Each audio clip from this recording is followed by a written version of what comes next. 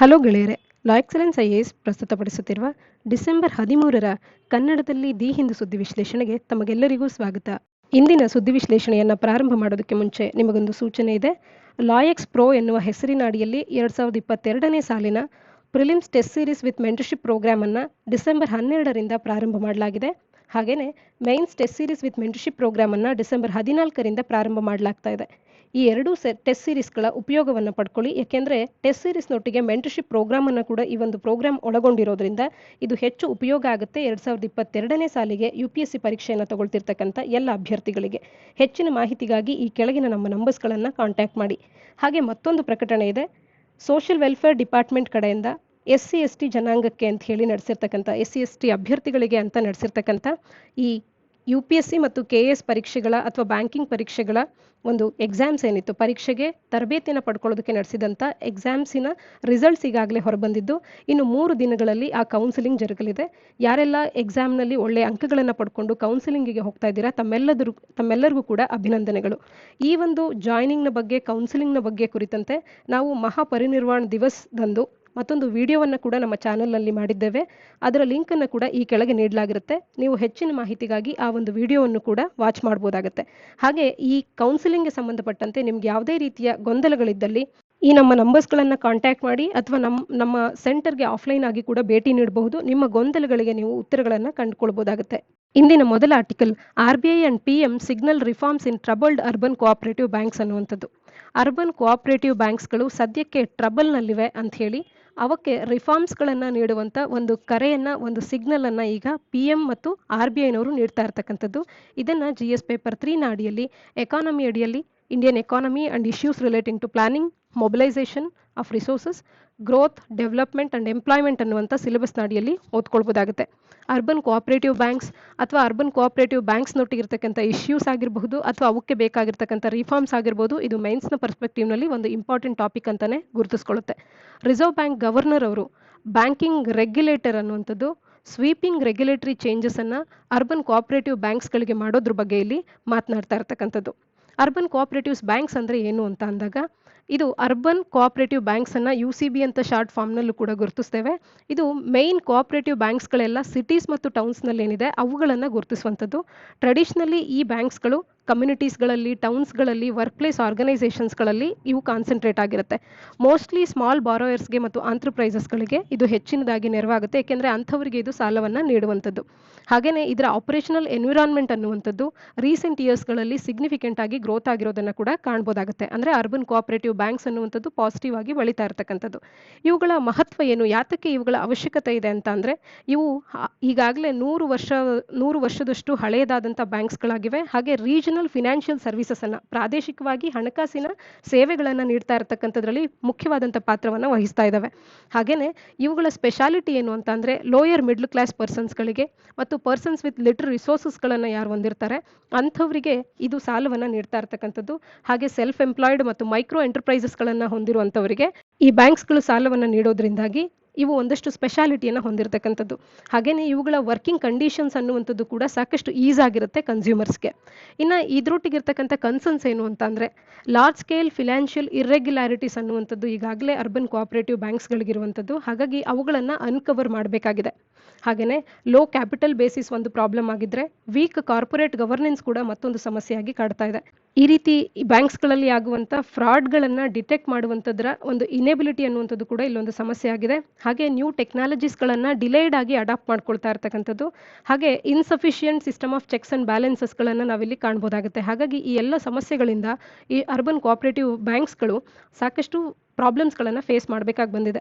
Latest banking regulation amendment act 2020 ಅನ್ನುವಂಥದ್ದು RBIಯನ್ನು empower ಮಾಡ್ತಾ ಇದೆ, ಎಲ್ಲ ಪವರ್ಸ್ಗಳನ್ನು RBIಗೆ ನೀಡ್ತಾ ಇದೆ. ಈಗಾಗಲೇ ಈ ಹಿಂದೆ ರಿಜಿಸ್ಟರ್ ಆಫ್ ಕೋಆಪರೇಟಿವ್ ಆರ್ಗನೈಸೇಷನ್ಸ್ಗಳಿಗೆ ರಿಸರ್ವ್ ಆಗಿದ್ದಂಥ ಎಷ್ಟೋ ಪವರ್ಸ್ಗಳನ್ನು RBIಗೆ ಈ ಒಂದು ಬ್ಯಾಂಕಿಂಗ್ ರೆಗ್ಯುಲೇಷನ್ ಅಮೆಂಡ್ಮೆಂಟ್ ಆ್ಯಕ್ಟ್ 2020 ಅನ್ನುವಂಥದ್ದು ನೀಡ್ತಾ ಇದೆ. RBIಯ ಕಂಟ್ರೋಲ್ ಅನ್ನುವಂಥದ್ದು ಹಿಂದೆ ಲಿಮಿಟೆಡ್ ಆಗಿತ್ತು. ಹಾಗಾಗಿ register of cooperative societies of ಸ್ಟೇಟ್ಸ್ನೊಟ್ಟಿಗೆ ಇದು ತನ್ನ ಪವರ್ಸ್ಗಳನ್ನು ಶೇರ್ ಮಾಡ್ತಾ ಇತ್ತು. ಆದರೆ ಈ ಒಂದು ತಿದ್ದುಪಡಿಯ ಅಂದರೆ ಬ್ಯಾಂಕಿಂಗ್ ರೆಗ್ಯುಲೇಷನ್ ಅಮೆಂಡ್ಮೆಂಟ್ ಆ್ಯಕ್ಟ್ 2020ರಿಂದ RBIಗೆ ಇನ್ನಷ್ಟು ಹೆಚ್ಚಿನ ಪವರ್ಸ್ಗಳು ಬಂದಂತಾಗಿದೆ. ಕೋಆಪರೇಟಿವ್ ಸೆಕ್ಟರ್ನಲ್ಲಿ ಮುಖ್ಯವಾಗಿ 2 ಚಾಲೆಂಜಸ್ಗಳನ್ನು ನಾವು ಕಾಣಬಹುದು. ಮೊದಲಿಂದು ಶೆಡ್ಯೂಲ್ಡ್ ಕಮರ್ಷಿಯಲ್ ಬ್ಯಾಂಕ್ಸ್ ಅಷ್ಟೇ ಅಲ್ಲದೆ ಫಿನಾನ್ಸಿಂಗ್ ಬ್ಯಾಂಕ್ಸ್ಗಳು ಮತ್ತು ಪೇಮೆಂಟ್ಸ್ ಬ್ಯಾಂಕ್ಸ್ಗಳು ಮೈನರ್ ಆಗಿ ಏನಿವೆ ಇವುಗಳಿಂದಲೂ ಕೂಡ ಒಂದಷ್ಟು ಇನ್ಕ್ರೀಸ್ಡ್ ಕಾಂಪಿಟೇಷನ್ ಅನ್ನು ಕೋಆಪರೇಟಿವ್ ಬ್ಯಾಂಕ್ಸ್ಗಳು ಫೇಸ್ ಮಾಡಬೇಕಾಗಿ ಬಂದಿದೆ. ಎರಡನೇದು ಇಂಟರ್ನಲ್ ಶಾರ್ಟ್ ಕಮಿಂಗ್ಸ್ ಆಗಿರಬಹುದು ಮತ್ತು ಫ್ರಾಡ್ ಅನ್ನ ಪ್ರಿವೆಂಟ್ ಮಾಡೋದು ಡಿಟೆಕ್ಟ್ ಮಾಡೋದಕ್ಕೆ ಇರುವಂತ ಇನೆಬಿಲಿಟಿ ಆಗಿರಬಹುದು. ಈ ವಲ್ನರಬಿಲಿಟಿ ಕೂಡ ಇದಕ್ಕಿರ್ತಕ್ಕಂಥ ಮುಖ್ಯವಾದಂಥ ಒಂದು ಸಮಸ್ಯೆ ಆಗ್ತದೆ. ಹಾಗಾಗಿ ಈ ಎಲ್ಲ ಸಮಸ್ಯೆಗಳನ್ನ ಎದುರಿಸೋದಕ್ಕೆ ಅಂತ ಹೇಳಿ ರಿಫಾರ್ಮ್ಸ್ಗಳ ಅವಶ್ಯಕತೆ ಇದ್ದು ಆ ರಿಫಾರ್ಮ್ಸ್ಗಳನ್ನ ತರೋದ್ರ ಬಗ್ಗೆ ಈಗ RBI ಮತ್ತು PM ಸಿಗ್ನಲ್ ಮಾಡಿರುವಂಥದ್ದನ್ನ ಈ ಆರ್ಟಿಕಲ್ ಮಾತನಾಡ್ತಾ ಇರ್ತಕ್ಕಂಥದ್ದು. ಮುಂದಿನ article NC seeks agenda of delimitation panel meet ಅನ್ನುವಂಥದ್ದು. ದಿ ನ್ಯಾಷನಲ್ ಕಾನ್ಫರೆನ್ಸ್ ಅನ್ನುವಂಥ ಒಂದು ಪಕ್ಷ JNK ಡಿಲಿಮಿಟೇಷನ್ ಕಮಿಷನ್ಗೆ ಒಂದು ಲೆಟರ್ ಅನ್ನ ಬರೆದು ಇದರ ಮುಖಾಂತರವಾಗಿ ಅಪ್ಕಮಿಂಗ್ ಮೀಟಿಂಗ್ಸ್ಗಳ ಅಜೆಂಡಾದ ಡೀಟೇಲ್ಸ್ಗಳನ್ನು ಕೇಳ್ತಾ ಇದೆ. ಅದನ್ನ ಆರ್ಟಿಕಲ್ ನಮಗೆ ತಿಳಿಸ್ತಾ ಇರತಕ್ಕಂಥದ್ದು. ಇದನ್ನ GS ಪೇಪರ್ 2 ಅಡಿಯಲ್ಲಿ, ಇಂಡಿಯನ್ ಕಾನ್ಸ್ಟಿಟ್ಯೂಷನ್ ಅಡಿಯಲ್ಲಿ historical underpinnings, evolution, features, amendments, significant provisions, basic structure ಅನ್ನುವಂಥ ಸಿಲೆಬಸ್ ನಾಡಿಯಲ್ಲಿ ಓದ್ಕೊಳ್ಬಹುದಾಗುತ್ತೆ. ಇಲ್ಲಿ ನ್ಯಾಷನಲ್ ಕಾನ್ಫರೆನ್ಸ್ ಅನ್ನುವಂಥದ್ದು JNK ಡಿಲಿಮಿಟೇಷನ್ ಕಮಿಷನ್ಗೆ ಬರೆದಿರ್ತಕ್ಕಂಥ ಲೆಟರ್ ಅನ್ನುವಂಥದ್ದು ಅಷ್ಟಾಗಿ ನಮ್ಗೆ ಇಂಪಾರ್ಟೆಂಟ್ ಆಗದೆ ಇದ್ರು ಈ ಆರ್ಟಿಕಲ್ನ ಹಿನ್ನೆಲೆಯಲ್ಲಿ Jammu and Kashmir delimitation commission ಬಗ್ಗೆ, ಒಟ್ಟಾರೆ ಡಿಲಿಮಿಟೇಷನ್ ಪ್ರೋಸೆಸ್ನ ಬಗ್ಗೆ ಒಂದಷ್ಟು ಮಾಹಿತಿಯನ್ನ ತಿಳ್ಕೊಳ್ಳೋಣ. Jammu and Kashmir delimitation commission ಅನ್ನುವಂಥದ್ದು 2011ರ ಸೆನ್ಸಸ್ನ ಆಧಾರದ ಮೇಲೆ ತನ್ನ ಫೈನಲ್ ರಿಪೋರ್ಟ್ ಅನ್ನ ನೀಡುತ್ತೆ ಅಂತ ಹೇಳಿ ತಿಳಿಸಿದೆ. ಹಾಗೇನೆ ಇಲ್ಲಿನ ಟೊಪೋಗ್ರಫಿ, ಡಿಫಿಕಲ್ಟ್ ಟೆರೈನ್ ಆಗಿರಬಹುದು, ಅಲ್ಲಿರ್ತಕ್ಕಂಥ ಕಮ್ಯುನಿಕೇಷನ್ ಮೀನ್ಸ್ಗಳಾಗಿರಬಹುದು ಮತ್ತು ಅಲ್ಲಿ ಡಿಲಿಮಿಟೇಷನ್ ಎಕ್ಸಸೈಸ್ಗೆ ಕನ್ವೀನಿಯನ್ಸ್ ಏನೆಲ್ಲ ಅವೈಲಬಲ್ ಇದೆ ಇದೆಲ್ಲವನ್ನ ಗಮನದಲ್ಲಿಟ್ಕೊಂಡು 2011ರ ಸೆನ್ಸಸ್ನ ಆಧಾರದ ಮೇಲೆ ತನ್ನ ಫೈನಲ್ ರಿಪೋರ್ಟ್ ಅನ್ನ ನೀಡಲಿರ್ತಕ್ಕಂಥದ್ದು. ಕಮಿಷನ್ ಅನ್ನುವಂಥದ್ದು 7 ಅಡಿಷನಲ್ ಸೀಟ್ಸ್ಗಳನ್ನ ಈಗಾಗಲೇ 83 ಸದಸ್ಯರನ್ನ ಹೊಂದಿರತಕ್ಕಂಥ UTಯ ಈ ಜಮ್ಮು ಅಂಡ್ ಕಾಶ್ಮೀರ್ UTಯ ಅಸೆಂಬ್ಲಿ ಏನಿದೆ ಅಲ್ಲಿಗೆ ಮತ್ತಷ್ಟು ಅಂದ್ರೆ 7 ಸೀಟ್ಸ್ಗಳನ್ನ ಆಡ್ ಮಾಡುವಂತ ಒಂದು ಮ್ಯಾಂಡೇಟ್ ಅನ್ನ ಕೂಡ ಹೊಂದಿರತಕ್ಕಂಥದ್ದು. Delimitation exercise in Jammu and ಕಾಶ್ಮೀರದ ಬಗ್ಗೆ JNK ನಲ್ಲಿ ಡಿಲಿಮಿಟೇಷನ್ ಎಕ್ಸಸೈಸ್ ಜರುಗಿದಂತ ಒಂದು ಟೈಮ್ ಲೈನ್ ಅನ್ನು ನಾವು ನೋಡೋದಾದ್ರೆ ಮೊದಲ ಬಾರಿಗೆ 1951ರಲ್ಲಿ ಡಿಲಿಮಿಟೇಷನ್ ಕಮಿಟಿ ಅನ್ನುವಂಥದ್ದು ಒಂದು ಎಕ್ಸಸೈಸ್ ಅನ್ನ ಕ್ಯಾರಿ ಔಟ್ ಮಾಡುತ್ತೆ. 25 ಅಸೆಂಬ್ಲಿ ಕಾನ್ಸ್ಟಿಟ್ಯೂಯೆನ್ಸೀಸ್ಗಳನ್ನ ಆಗ ಕಾರ್ವ್ ಔಟ್ ಮಾಡುತ್ತೆ ಆಗಿನ ಜಮ್ಮು ಅಂಡ್ ಕಾಶ್ಮೀರ್ ರಾಜ್ಯದಲ್ಲಿ. ನಂತರದಲ್ಲಿ ಒಂದು ಫುಲ್ ಫ್ಲೆಡ್ಜ್ಡ್ ಆಗಿ ಡಿಲಿಮಿಟೇಷನ್ ಕಮಿಷನ್ ಅನ್ನುವಂಥದ್ದು ಇಲ್ಲಿ ಫಾರ್ಮ್ ಆಗುವಂಥದ್ದು 1981ರಲ್ಲಿ ಮೊದಲ ಬಾರಿಗೆ ಫುಲ್ ಫ್ಲೆಡ್ಜ್ಡ್ ಡಿಲಿಮಿಟೇಷನ್ ಕಮಿಷನ್ ಅನ್ನುವಂಥದ್ದು ಫಾರ್ಮ್ ಆಗುತ್ತೆ. ಇದು ತನ್ನ ರೆಕಮೆಂಡೇಶನ್ಸ್ಗಳನ್ನು 1995ರಲ್ಲಿ ನೀಡುತ್ತೆ 1981ರ ಸೆನ್ಸಸ್ನ ಆಧಾರದ ಮೇಲೆ. ಆಗಿನಿಂದ ಇಲ್ಲಿವರೆಗೂ ಡಿಲಿಮಿಟೇಷನ್ ಅನ್ನುವಂಥದ್ದು ಜರುಗಿರಲಿಲ್ಲ. ಆದರೆ 2020ರಲ್ಲಿ ಈ ಡಿಲಿಮಿಟೇಷನ್ ಕಮಿಷನ್ ಅನ್ನುವಂಥದ್ದು ಕಾನ್ಸ್ಟಿಟ್ಯೂಟ್ ಆಗುತ್ತೆ. ಅದರ ಒಂದು ಎಕ್ಸಸೈಸ್ ಅನ್ನುವಂಥದ್ದು 2011ರ ಸೆನ್ಸಸ್ನ ಬೇಸಿಸ್ನ ಮೇಲೆ ನಡೀತಾ ಇರ್ತಕ್ಕಂಥದ್ದು. ಇದರ ಒಂದು ಮ್ಯಾಂಡೇಟ್ ಏನು ಅಂತ ಅಂದ್ರೆ ಈಗಾಗಲೇ 83 ಮಂದಿ ಇರ್ತಕ್ಕಂಥ ಸದಸ್ಯರನ್ನ ಒಳಗೊಂಡಿರ್ತಕ್ಕಂಥ ಲೆಜಿಸ್ಲೇಟಿವ್ ಅಸೆಂಬ್ಲಿಗೆ ಮತ್ತು 7 ಸದಸ್ಯರನ್ನ ಆಡ್ ಮಾಡಬೇಕಾಗುತ್ತೆ. ಒಂದು ಮ್ಯಾಂಡೇಟ್ ಈ ರೀತಿ ಇರ್ತಕ್ಕಂಥದ್ದು. ಕಾರಣ ಇಲ್ಲಿರ್ತಕ್ಕಂಥ SC/ST ಕಮ್ಯುನಿಟೀಸ್ಗಳಿಗೆ ರಿಸರ್ವೇಷನ್ಸ್ಗಳನ್ನ ನೀಡೋದಕ್ಕೆ. ಒಟ್ಟಾರೆ ಟೋಟಲ್ ನಂಬರ್ ಆಫ್ ಸೀಟ್ಸ್ಗಳು ಎಷ್ಟು ಜಮ್ಮು ಅಂಡ್ ಕಾಶ್ಮೀರದಲ್ಲಿ ಅಂತ ಅಂದ್ರೆ 83 ಇದ್ದಂಥದ್ದು ಈಗ 90ಕ್ಕೆ ರೀಚ್ ಆಗುತ್ತೆ +7 ಸೇರಿ. ಹಾಗೇನೆ 24 ಸೀಟ್ಸ್ಗಳನ್ನ ಜಮ್ಮು ಅಂಡ್ ಪಾಕಿಸ್ತಾನ ಆಕ್ಯುಪೈಡ್ ಕಾಶ್ಮೀರ್ಗೆ ಅಂತ ಹೇಳಿ ಕೂಡ ಅವುಗಳನ್ನ ವೇಕೆಂಟ್ ಆಗಿ ಈ ಅಸೆಂಬ್ಲಿಯಲ್ಲಿ ಇಡಲಾಗಿದೆ. ಇದು ಮತ್ತು 90 ಸೀಟ್ಸ್ಗಳನ್ನ ಈ ಒಂದು ಜಮ್ಮು ಅಂಡ್ ಕಾಶ್ಮೀರಿನ ಅಸೆಂಬ್ಲಿ ಅನ್ನುವಂಥದ್ದು ಹೊಂದಿರುತ್ತೆ. ನಮ್ಗೆಲ್ಲರಿಗೂ ತಿಳಿದೇ ಇದೆ 2019ರ ಆಗಸ್ಟ್ 5ರಂದು ಜಮ್ಮು ಅಂಡ್ ಕಾಶ್ಮೀರ್ ರಾಜ್ಯವನ್ನ ಜಮ್ಮು ಅಂಡ್ ಕಾಶ್ಮೀರ್ ಮತ್ತು ಲಡಾಖ್ ಅನ್ನುವಂಥ 2 ಯೂನಿಯನ್ ಟೆರಿಟರೀಸ್ಗಳಾಗಿ ಬೇರ್ಪಡಿಸಲಾಯಿತು ಅಂತ ಹೇಳಿ. ಆ ಹಿನ್ನೆಲೆಯಲ್ಲಿ ಜಮ್ಮು ಅಂಡ್ ಕಾಶ್ಮೀರ್ ಅನ್ನುವಂಥ ಯೂನಿಯನ್ ಟೆರಿಟರಿಯ ಬಗ್ಗೆ ನಾವೀಗ ಮಾತನಾಡ್ತಿದ್ದೇವೆ, ಅಲ್ಲಿನ ಅಸೆಂಬ್ಲಿ ಬಗ್ಗೆ ಮಾತನಾಡ್ತಿದ್ದೇವೆ. ಹಾಗಾಗಿ ಆ ಪ್ರದೇಶ ಇಲ್ಲಿ ಬರುತ್ತೆ. ಜಮ್ಮು ಅಂಡ್ ಕಾಶ್ಮೀರ್ ಅನ್ನುವಂಥದ್ದು ಮ್ಯಾಪ್ನ ಮುಖಾಂತರವಾಗಿ ನಾವು ಕಾಣಬಹುದು. ಇಲ್ಲಿ ಲಡಾಖ್ ಯೂನಿಯನ್ ಟೆರಿಟರಿಯನ್ನು ಕೂಡ ನಾವು ಗುರುತಿಸಬಹುದಾಗುತ್ತೆ. ಹಾಗಾದ್ರೆ ಏನಿದು ಡಿಲಿಮಿಟೇಷನ್, ಅದರ ಅವಶ್ಯಕತೆ ಏನಕ್ಕಿದೆ ಅಂತ ಅಂದಾಗ delimitation commission for Jammu and Kashmir ಅನ್ನುವಂಥದ್ದು ಕೇಂದ್ರ ಸರ್ಕಾರದಿಂದ ಕಳೆದ ವರ್ಷದ ಮಾರ್ಚ್ 6ರಂದು ಕಾನ್ಸ್ಟಿಟ್ಯೂಟ್ ಆಗುತ್ತೆ. ಲೋಕಸಭೆ ಮತ್ತು ಅಸೆಂಬ್ಲಿ ಕಾನ್ಸ್ಟಿಟ್ಯೂಯೆನ್ಸೀಸ್ಗಳನ್ನ ರೀಡ್ರಾ ಮಾಡೋದಕ್ಕೆ ಈ ಒಂದು ಯೂನಿಯನ್ ಟೆರಿಟರಿಗೆ ಸಂಬಂಧಪಟ್ಟಂತ ಲೋಕಸಭೆ ಮತ್ತು ಅಸೆಂಬ್ಲಿ ಕಾನ್ಸ್ಟಿಟ್ಯೂಯೆನ್ಸೀಸ್ಗಳನ್ನ ರೀಡ್ರಾ ಮಾಡೋದಕ್ಕೆ ಮತ್ತು Jammu and Kashmir reorganisation act 2019ರಲ್ಲಿ ಏನ್ ಬಂತು ಇದರ ಅಕಾರ್ಡೆನ್ಸ್ನಲ್ಲಿ ಈ ಪ್ರಾವಿಷನ್ಸ್ಗಳನ್ನ ಒಳಗೊಳ್ಳುವಂತೆ ಮಾಡೋದಕ್ಕೆ ಅಂತ ಹೇಳಿ. ಒಟ್ಟಾರೆ ನಮಗೆ ಡಿಲಿಮಿಟೇಷನ್ ಅಂದ್ರೆ ಏನು ಅಂತ ಅಂದ್ರೆ ಒಂದಷ್ಟು ಲಿಮಿಟ್ಸ್ಗಳನ್ನ ಬೌಂಡ್ರೀಸ್ಗಳನ್ನ ಟೆರಿಟೋರಿಯಲ್ ಕಾನ್ಸ್ಟಿಟ್ಯೂಯೆನ್ಸೀಸ್ಗಳಿಗೆ ಯಾವುದೇ ಒಂದು ರಾಜ್ಯದೊಳಗಿರ್ತಕ್ಕಂಥ ಒಂದು ಲೆಜಿಸ್ಲೇಟಿವ್ ಬಾಡಿಯಾಗಿ ಏನು ಒಂದು ಟೆರಿಟೋರಿಯಲ್ ಕಾನ್ಸ್ಟಿಟ್ಯೂಯೆನ್ಸಿಯನ್ನು ಮಾಡ್ತಾರೆ ಇದರ ಲಿಮಿಟ್ಸ್ಗಳನ್ನ ಬೌಂಡ್ರೀಸ್ಗಳನ್ನ ಫಿಕ್ಸ್ ಮಾಡುವಂಥ ಒಂದು ಪ್ರೋಸೆಸ್ ಅನ್ನ ನಾವು ಡಿಲಿಮಿಟೇಷನ್ ಅಂತ ಹೇಳಿ ಕರೆಯುವಂಥದ್ದು. ಹಾಗಾದ್ರೆ ಈ ಎಕ್ಸಸೈಸ್ ಅನ್ನ ಯಾರು ಮಾಡ್ತಾರೆ ಅಂತ ಅಂದ್ರೆ ಬೌಂಡ್ರಿ ಕಮಿಷನ್ ಅಥವಾ ಡಿಲಿಮಿಟೇಷನ್ ಕಮಿಷನ್ ಅಂತಾನೆ ಒಂದು ಕಮಿಷನ್ ಫಾರ್ಮ್ ಆಗುತ್ತೆ. ಅದಕ್ಕೆ ಇದೊಂದು ಹೈಲಿ ಪವರ್ಫುಲ್ ಕಮಿಷನ್ ಆಗಿರುತ್ತೆ. ಈ ಕಮಿಷನ್ ಅನ್ನುವಂಥದ್ದು ಈ ಪ್ರೋಸೆಸ್ ಅನ್ನ ಮಾಡುತ್ತೆ. ಈ ಒಂದು ಪ್ರೋಸೆಸ್ ಅನ್ನ ಮಾಡುವಂಥ ಸಂದರ್ಭದಲ್ಲಿ ಇಟ್ಸ್ ಆರ್ಡರ್ಸ್ ಅನ್ನುವಂಥದ್ದು ಫೋರ್ಸ್ ಆಫ್ ಲಾ ಅನ್ನು ಒಳಗೊಂಡಿರುತ್ತೆ. ಇದನ್ನ ಯಾವುದೇ ಕೋರ್ಟ್ನಲ್ಲೂ ಕೂಡ ಇದನ್ನ ನಾವು ಚಾಲೆಂಜ್ ಮಾಡುವಂತಿಲ್ಲ. ಈ ಅಂಶ ನಮಗೆ ತಿಳಿದಿರಬೇಕು. ಡಿಲಿಮಿಟೇಷನ್ ಕಮಿಷನ್ ತಗೊಂಡಂತ ನಿರ್ಧಾರವನ್ನ ಅಥವಾ ಈ ಬೌಂಡ್ರಿ ಕಮಿಷನ್ ಮಾಡುವಂತ ಒಂದು ಕಾನ್ಸ್ಟಿಟ್ಯೂಯೆನ್ಸಿ ಅಂತ ಹೇಳಿ ಅದೇನು ಕಾರ್ವ್ ಔಟ್ ಮಾಡುತ್ತೆ, ಅದರ ಒಂದು ನಿರ್ಧಾರಗಳನ್ನ ಯಾವುದೇ ಕೋರ್ಟ್ನಲ್ಲಿ ನಾವು ಚಾಲೆಂಜ್ ಮಾಡುವಂತಿಲ್ಲ ಅನ್ನುವಂಥದ್ದು. ಇನ್ನು ಈ ಒಂದು ಕಮಿಷನಿನ ಕಾಂಪೋಸಿಷನ್ ಅನ್ನು ನೋಡೋದಾದ್ರೆ 2002ರ ಡಿಲಿಮಿಟೇಷನ್ ಆಕ್ಟ್ನ ಪ್ರಕಾರ ಡಿಲಿಮಿಟೇಷನ್ ಕಮಿಷನ್ ಅನ್ನುವಂಥದ್ದು 3 ಸದಸ್ಯರನ್ನ ಹೊಂದಿರುತ್ತೆ. ಸರ್ವಿಂಗ್ ಅಥವಾ retired judge of supreme court ಇರಬೇಕು. ಅವರು ಇದರ ಒಂದು ಚೇರ್ ಪರ್ಸನ್ ಆಗಿರ್ತಾರೆ. ಹಾಗೇನೆ ಚೀಫ್ ಎಲೆಕ್ಷನ್ ಕಮಿಷನರ್ ಅಥವಾ ಯಾವುದೇ ಎಲೆಕ್ಷನ್ ಕಮಿಷನರ್, ಇವರನ್ನ ಚೀಫ್ ಎಲೆಕ್ಷನ್ ಕಮಿಷನರ್ ನಾಮಿನೇಟ್ ಮಾಡಿರ್ತಕ್ಕಂಥ ಒಬ್ಬರು ಎಲೆಕ್ಷನ್ ಕಮಿಷನರ್ ಅಥವಾ ಚೀಫ್ ಎಲೆಕ್ಷನ್ ಕಮಿಷನರ್ ಇವರಿಬ್ಬರಾದ್ರು. ನಂತರದಲ್ಲಿ ಆ ರಾಜ್ಯದ ಸ್ಟೇಟ್ ಎಲೆಕ್ಷನ್ ಕಮಿಷನರ್ ಯಾರಿರ್ತಾರೆ ಅವರು. ಈ ಮೂವರನ್ನ ನಾವು ಈ ಸಮಿತಿಯ ಸದಸ್ಯರಾಗಿ ಕಾಣಬಹುದಾಗುತ್ತೆ. ಇನ್ನು ಡಿಲಿಮಿಟೇಷನ್ಗೆ ಸಂಬಂಧಪಟ್ಟಂತೆ ಪಾರ್ಲಿಮೆಂಟ್ ಅನ್ನುವಂಥದ್ದು ಡಿಲಿಮಿಟೇಷನ್ ಆಕ್ಟ್ ಅನ್ನ ಆಫ್ಟರ್ ಎವ್ರಿ ಸೆನ್ಸಸ್ ಎನಾಕ್ಟ್ ಮಾಡೋದ್ರ ಬಗ್ಗೆ ಭಾರತದ ಸಂವಿಧಾನದ ಒಂದು ವಿಧಿ ಅನ್ನುವಂಥದ್ದು ತಿಳಿಸುತ್ತೆ. ಅದು ಯಾವುದು ಅನ್ನುವಂಥದ್ದನ್ನ ತಪ್ಪದೆ ಕಮೆಂಟ್ ಸೆಕ್ಷನ್ ಅಲ್ಲಿ ಕಮೆಂಟ್ ಮಾಡಿ ತಿಳಿಸಿ. ಪಾರ್ಲಿಮೆಂಟ್ ಎವ್ರಿ ಸೆನ್ಸಸ್ನ ನಂತರ ಡಿಲಿಮಿಟೇಷನ್ ಆಕ್ಟ್ ಅನ್ನ ಎನಾಕ್ಟ್ ಮಾಡುವಂತ ಒಂದು ಪವರ್ ಅನ್ನ ಯಾವ ಒಂದು ಆರ್ಟಿಕಲ್ ತಿಳಿಸುತ್ತೆ ಅನ್ನುವಂಥದ್ದನ್ನ ತಪ್ಪದೆ ಕಮೆಂಟ್ ಸೆಕ್ಷನ್ ಅಲ್ಲಿ ಕಮೆಂಟ್ ಮಾಡಿ ತಿಳಿಸಿ. ಹಾಗೇನೆ ಆರ್ಟಿಕಲ್ 170ಯ ಅಡಿಯಲ್ಲಿ ರಾಜ್ಯಗಳು ಕೂಡ ಟೆರಿಟೋರಿಯಲ್ ಕಾನ್ಸ್ಟಿಟ್ಯೂಯೆನ್ಸೀಸ್ಗಳಾಗಿ ವಿಭಾಗವಾಗುವಂಥದ್ದು ಡಿಲಿಮಿಟೇಷನ್ ಆಕ್ಟ್ಗೆ ತಕ್ಕಂತೆ ಎವ್ರಿ ಸೆನ್ಸಸ್ನ ನಂತರವಾಗಿ ಅನ್ನುವಂಥದ್ದನ್ನ ಆರ್ಟಿಕಲ್ 170 ಅನ್ನುವಂಥದ್ದು ನಮಗೆ ತಿಳಿಸುತ್ತೆ.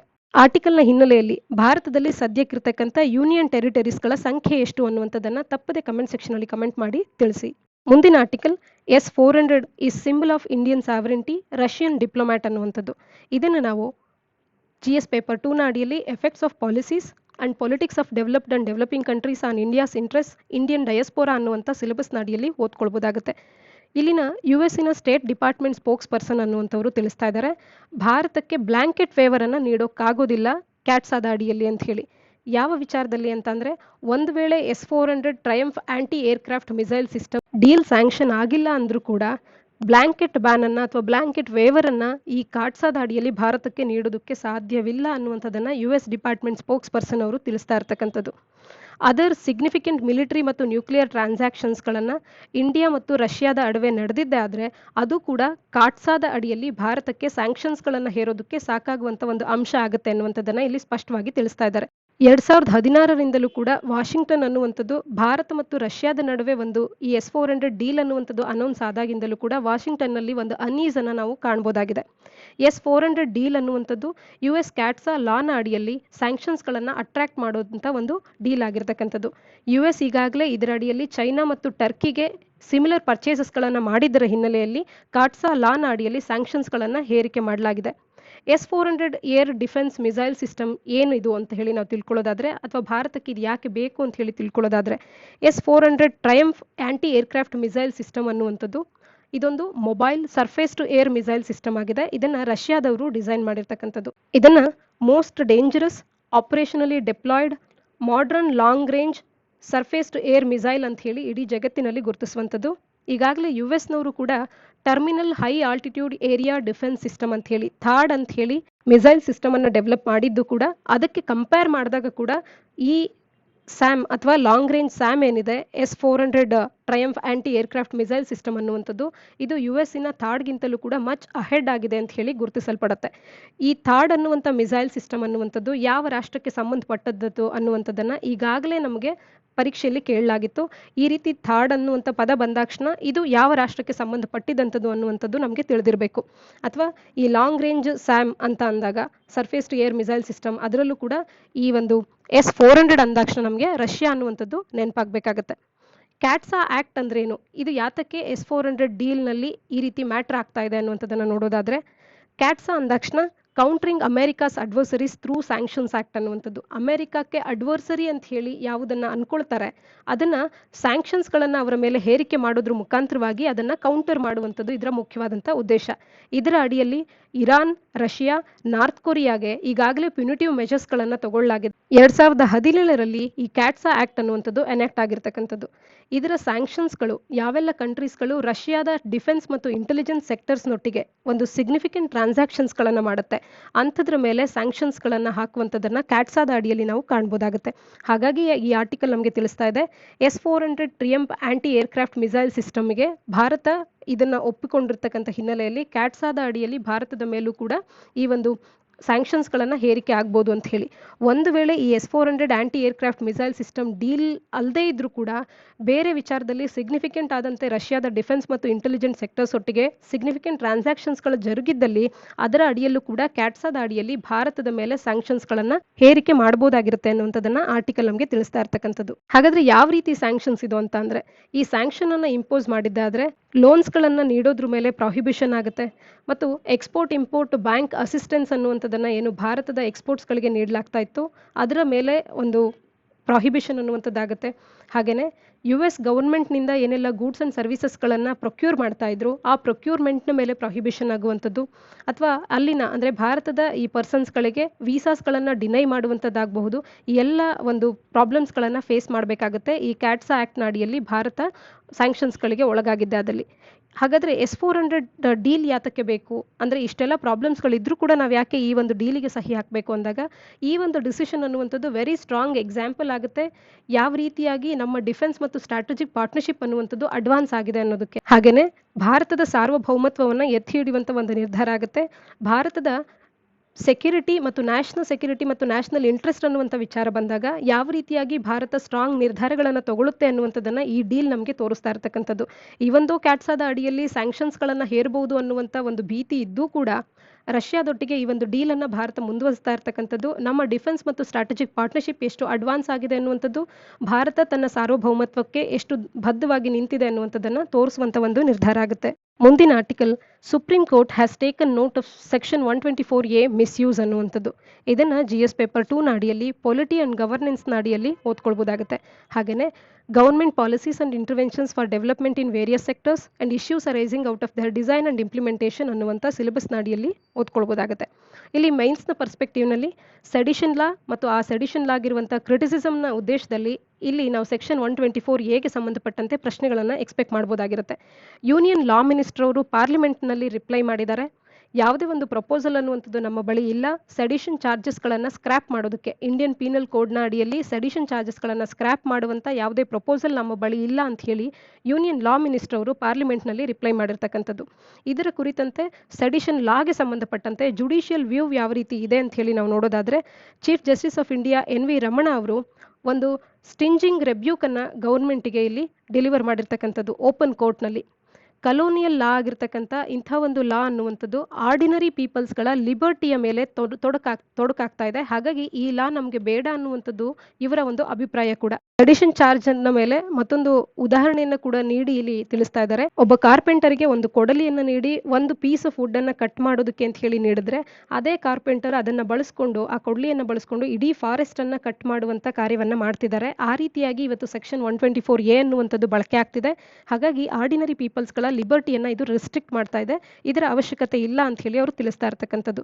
CJ ಅವರು ಯಾವ ಡೆಮಾಕ್ರಸಿ ಅಡಿಯಲ್ಲಿ ಬಾಲ್ ಗಂಗಾಧರ್ ತಿಲಕ್, ಮಹಾತ್ಮ ಗಾಂಧಿಯವರನ್ನ ಬ್ರಿಟಿಷರು ಈ ಲಾನ ಅಡಿಯಲ್ಲಿ ಅರೆಸ್ಟ್ ಮಾಡೋದಕ್ಕೆ ಅಂತ ಹೇಳಿ ಇಂಥ ಒಂದು ಲಾ ಅನ್ನ ಬಳಸ್ಕೊಂಡ್ರು, ಅಂತ ಲೆಜಿಸ್ಲೇಷನ್ ನಮ್ಮ ಡೆಮಾಕ್ರಸಿ ಅಡಿಯಲ್ಲಿ ಉಪಯೋಗಕ್ಕಿದೆಯಾ, ಅದನ್ನ ಕಂಟಿನ್ಯೂ ಮಾಡುವಂಥದ್ದು ಸರಿಯಾ ಅನ್ನುವಂಥ ಕೆಲವೊಂದು ಓರಲ್ ಆದಂಥ ಮಾತುಗಳನ್ನ ಇಲ್ಲಿ ಓರಲ್ ಅಬ್ಸರ್ವೇಷನ್ಸ್ಗಳನ್ನು CJ ಅವರು ಮಾಡಿರ್ತಕ್ಕಂಥದ್ದು. ಕೋರ್ಟ್ನ ಅಬ್ಸರ್ವೇಷನ್ಸ್ಗಳ ಪ್ರಕಾರ ಕೋರ್ಟ್ ತಿಳಿಸ್ತಾ ಇರ್ತಕ್ಕಂಥದ್ದು ಒಂದು ಫಾರ್ಮಲ್ ರೆಸ್ಪಾನ್ಸ್ ಅನ್ನ ಗವರ್ಮೆಂಟ್ನ ಕಡೆಯಿಂದ ಕೋರ್ಟ್ ಈಗ ಎಕ್ಸ್ಪೆಕ್ಟ್ ಮಾಡ್ತಾ ಇದೆ. 124Aಗೆ ಸಂಬಂಧಪಟ್ಟಂತೆ ಬಂದಿರತಕ್ಕಂಥ ಪಿಟಿಷನ್ಸ್ಗಳನ್ನು ಮತ್ತು ಈ ಒಂದು 124A ಅನ್ನ ಕ್ವಾಶ್ ಮಾಡೋದಕ್ಕೆ ಕೋರ್ಟ್ ಕೂಡ ಎಕ್ಸ್ಪೆಕ್ಟ್ ಮಾಡ್ತಾ ಇರ್ತಕ್ಕಂಥದ್ದು. ಇಲ್ಲಿ ರಿನೌಂಡ್ ಜರ್ನಲಿಸ್ಟ್ ಅರುಣ್ ಶೌರಿ ಅವರು ಮತ್ತು ಕಾಮನ್ ಕಾಸ್ ಅನ್ನುವಂಥ NGO ಇವರಿಬ್ಬರು ಕೂಡ ರೆಪ್ರೆಸೆಂಟ್ ಮಾಡಿ ಪ್ರಶಾಂತ್ ಭೂಷಣ್ ಅವರೊಟ್ಟಿಗೆ ಈ ಒಂದು ಸೆಕ್ಷನ್ 124A ಅನ್ನುವಂಥದ್ದು ಪ್ರಿಸಂಪ್ಷನ್ ಆಫ್ ಲಿಗಾಲಿಟಿಯನ್ನು ಕೂಡ ಲ್ಯಾಕ್ ಮಾಡ್ತಾ ಇದೆ. ಹಾಗಾಗಿ 124A ಅನ್ನ ಸ್ಟ್ರಕ್ ಡೌನ್ ಮಾಡಬೇಕು ಅಂತ ಹೇಳಿ ಪಿಟಿಷನ್ ಅನ್ನ ಫೈಲ್ ಮಾಡಿರ್ತಕ್ಕಂಥದ್ದು.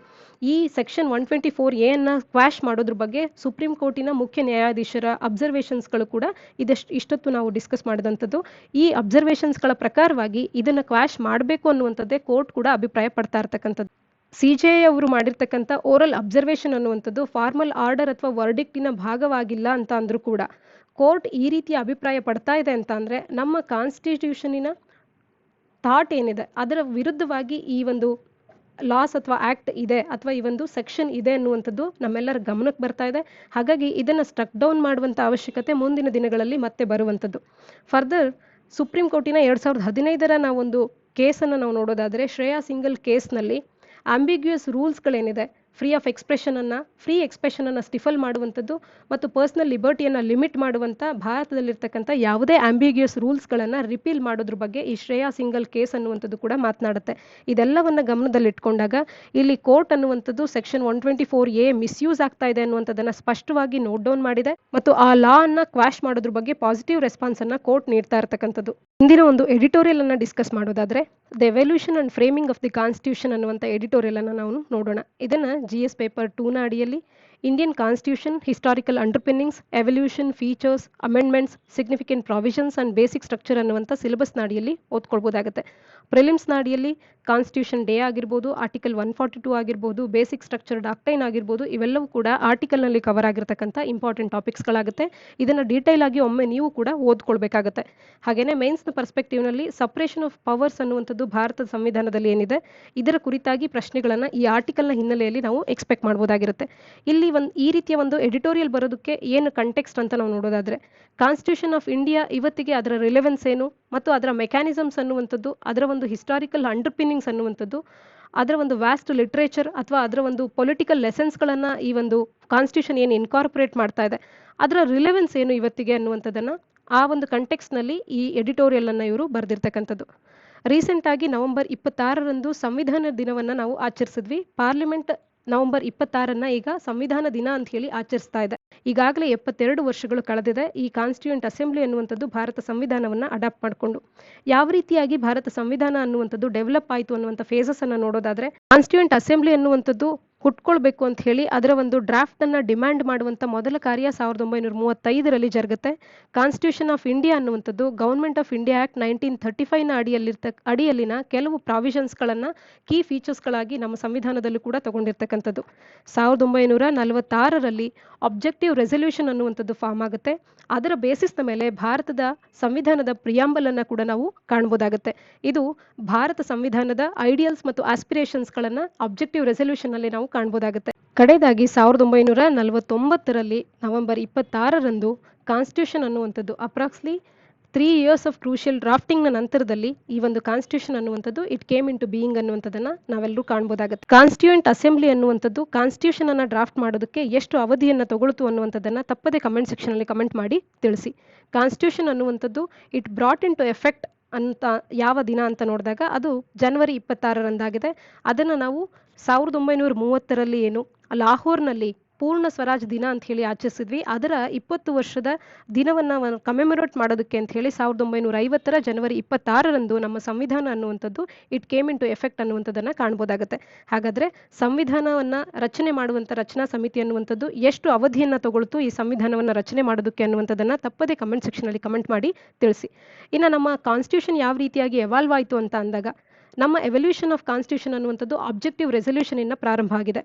ಹಾಗೆಯೇ ಐಡಿಯಾಸ್ ಆಫ್ ಫ್ರೆಂಚ್ ರೆವಲ್ಯೂಷನ್ ಅನ್ನುವಂಥದ್ದು ಅಂದರೆ ಲಿಬರ್ಟಿ, ಇಕ್ವಾಲಿಟಿ, ಫ್ರೆಟರ್ನಿಟಿ ಅನ್ನುವಂಥದ್ದನ್ನು ನಮ್ಮ ಸಂವಿಧಾನದ ಫೌಂಡೇಶನಲ್ ವ್ಯಾಲ್ಯೂಸ್ ಆಗಿ ನಾವು ಕಾಣ್ಬೋದಾಗುತ್ತೆ. ಹಾಗೆಯೇ ಅನ್ಟಚಬಿಲಿಟಿ ಅನ್ನುವಂಥ ಒಂದು ಕರ್ಸನ್ನು ತೆಗೆದು ಹಾಕಬೇಕು, ಆ ಶಾಪದಿಂದ ಮುಕ್ತರಾಗಬೇಕು ಅನ್ನುವಂಥದ್ದು, ಕ್ಯಾಸ್ಟ್ ಸಿಸ್ಟಮನ್ನು ರಿಮೂವ್ ಮಾಡಬೇಕು ಅನ್ನುವಂಥ ಒಂದು ಥಾಟನ್ನು ನಮ್ಮ ಸಂವಿಧಾನದ ಮೇಕರ್ಸ್ ತನ್ನ ತಲೆಯಲ್ಲಿಟ್ಕೊಂಡು ಆರ್ಟಿಕಲ್ 15ನ ಅಡಿಯಲ್ಲಿ ಐಡಿಯಾಸ್ ಆಫ್ ಸೋಷಿಯಲ್ ಜಸ್ಟಿಸ್ ಅನ್ನುವಂಥದ್ದು ಇನ್ಕಾರ್ಪೊರೇಟ್ ಆಗಬೇಕು ಅನ್ನುವಂಥ ಕಾರ್ಯವನ್ನು ಮಾಡ್ತಾರೆ. ಹಾಗೆಯೇ ಡಾಕ್ಟರ್ BR ಅಂಬೇಡ್ಕರ್ ಅವರು ಡೈವರ್ಸಿಟಿ ಆಫ್ ವ್ಯೂಸ್ಗಳನ್ನು ಅಲೋ ಮಾಡ್ತಾರೆ. ಸಪ್ರೇಷನ್ ಆಫ್ ಪವರ್ನ ಬಗ್ಗೆ ಎಡಿಟೋರಿಯಲ್ ಮಾತನಾಡ್ತಾ ಇದೆ. ಸಪ್ರೇಷನ್ ಆಫ್ ಪವರ್ನ ಬಗ್ಗೆ ತಿಳ್ಕೊಳ್ಳೋದಾದ್ರೆ ಕಾನ್ಸ್ಟಿಟ್ಯೂಷನ್ ಆಫ್ ಇಂಡಿಯಾ ಅನ್ನುವಂಥದ್ದು ಆರ್ಟಿಕಲ್ 50 ಅಡಿಯಲ್ಲಿ ಸಪ್ರೇಷನ್ ಆಫ್ ಪವರ್ ಅನ್ನುವಂಥದ್ದು ಎಕ್ಸಿಕ್ಯೂಟಿವ್ ಮತ್ತು ಜುಡಿಷಿಯರಿ ಅಡಿಯಲ್ಲಿ ಇರ್ತಕ್ಕಂಥದ್ದನ್ನು ತಿಳಿಸುತ್ತೆ. ಇದು ಕಾನ್ಸ್ಟಿಟ್ಯೂಷನಲ್ ಪ್ರಾವಿಷನ್ ಆಗಿ ಇನ್ಕಾರ್ಪೊರೇಟ್ ಆಗಿರ್ತಕ್ಕಂಥದ್ದು. ಆರ್ಗನ್ಸ್ ಆಫ್ ಗವರ್ನೆನ್ಸ್ನ ಅಡಿಯಲ್ಲಿ ಅಕೌಂಟಬಿಲಿಟಿಯನ್ನು ಎನ್ಶೂರ್ ಮಾಡಬೇಕು ಅಂತ ಹೇಳಿ ಅಂಡರ್ ಆರ್ ಕಾನ್ಸ್ಟಿಟ್ಯೂಷನ್ ಸಂವಿಧಾನ ರಚನಾಕಾರರು ಒಂದು ಕ್ಯಾಬಿನೆಟ್ ಫಾರ್ಮ್ ಆಫ್ ಗವರ್ಮೆಂಟನ್ನು ಪ್ರೊವೈಡ್ ಮಾಡಿದ್ದಾರೆ. ಆದರೆ ಅವರಿಗೆ ಎಕ್ಸಿಕ್ಯೂಟಿವ್ ಪವರ್ಸ್ ಅನ್ನುವಂಥದ್ದು ಲೆಜಿಸ್ಲೇಚರ್ನಿಂದ ದೊರಕುತ್ತೆ. ಹಾಗೆಯೇ ಅಂಡರ್ 74 ಆಫ್ ದಿ ಕಾನ್ಸ್ಟಿಟ್ಯೂಷನ್ ಪ್ರಕಾರವಾಗಿ ಎಕ್ಸಿಕ್ಯೂಟಿವ್ ಅನ್ನುವಂಥದ್ದು cabinet form of government with executive deriving its validity from legislature ಅನ್ನುವಂಥದ್ದನ್ನು ಆರ್ಟಿಕಲ್ 74 ಅನ್ನುವಂಥದ್ದು ತಿಳಿಸುತ್ತೆ. ಹಾಗೆ ಜುಡಿಷಿಯರಿ ಅನ್ನುವಂಥದ್ದು ಆರ್ಟಿಕಲ್ 13ನ ಅಡಿಯಲ್ಲಿ power to review any action of the legislature ಅಥವಾ ಎಕ್ಸಿಕ್ಯೂಟಿವ್ ಅನ್ನುವಂಥದ್ದನ್ನು ಹೊಂದಿದೆ. ಇದು ಭಾರತ ಸಂವಿಧಾನದ ಮೂಲಭೂತ ಹಕ್ಕುಗಳೇನಿದೆ ಪಾರ್ಟ್ 3ನ ಅಡಿಯಲ್ಲಿರ್ತಕ್ಕಂಥ ಫಂಡಮೆಂಟಲ್ ರೈಟ್ಸಿಗೆ ಒಂದು ಟಚ್ ಸ್ಟೋನ್ನ ರೀತಿಯಲ್ಲಿರ್ತಕ್ಕಂಥದ್ದು ಈ ಒಂದು ಜುಡಿಷಿಯರಿಗೆ ಸಂಬಂಧಪಟ್ಟಂತ ಜುಡಿಷಿಯರಿಗೆ ಇರ್ತಕ್ಕಂಥ ರಿವ್ಯೂ ಪವರ್ ಏನಿದೆ, ಯಾವುದೇ ಒಂದು ಲೆಜಿಸ್ಲೇಚರನ್ನು ಅಥವಾ ಎಕ್ಸಿಕ್ಯೂಟಿವ್ ತಗೊಂಡಿರ್ತಕ್ಕಂಥ ಒಂದು ಆಕ್ಷನ್ಸ್ಗಳನ್ನು ರಿವ್ಯೂ ಮಾಡುವಂಥದ್ದು, ಇದು ಭಾರತ ಸಂವಿಧಾನದ ಒಂದು ಟಚ್ ಸ್ಟೋನ್ ಅಂತಲೇ ಗುರುತಿಸ್ಕೊಳ್ಳುತ್ತೆ. ಹಾಗೆಯೇ ಆರ್ಟಿಕಲ್ 142 ಆಫ್ ದಿ ಕಾನ್ಸ್ಟಿಟ್ಯೂಷನ್ ಅನ್ನುವಂಥದ್ದು ಎಕ್ಸ್ಟ್ರಾರ್ಡಿನರಿ ಪವರ್ಸ್ಗಳನ್ನು ಕಂಪ್ಲೀಟ್ ಜಸ್ಟಿಸ್ ಅನ್ನ ಎನ್ಶೂರ್ ಮಾಡೋದಕ್ಕೆ ಅಂತ ಹೇಳಿ ನೀಡುತ್ತೆ. ಆದರೆ ಈ ರೀತಿಯ ಒಂದು ಸಪ್ರೇಷನ್ ಆಫ್ ಪವರ್ ಅಂತ ಹೇಳಿ ಏನು ಕೋರ್ಟಿಗಾಗಿರ್ಬೋದು, ಎಕ್ಸಿಕ್ಯೂಟಿವ್ ಆಗಿರ್ಬೋದು, ಲೆಜಿಸ್ಲೇಚರ್ಗಾಗಿರ್ಬೋದು ತನ್ನದೇ ಆದಂಥ ಬೇರೆ ಬೇರೆ ರೀತಿಯ ಕರ್ತವ್ಯಗಳಿದೆ, ಪವರ್ಸ್ಗಳಿದೆ.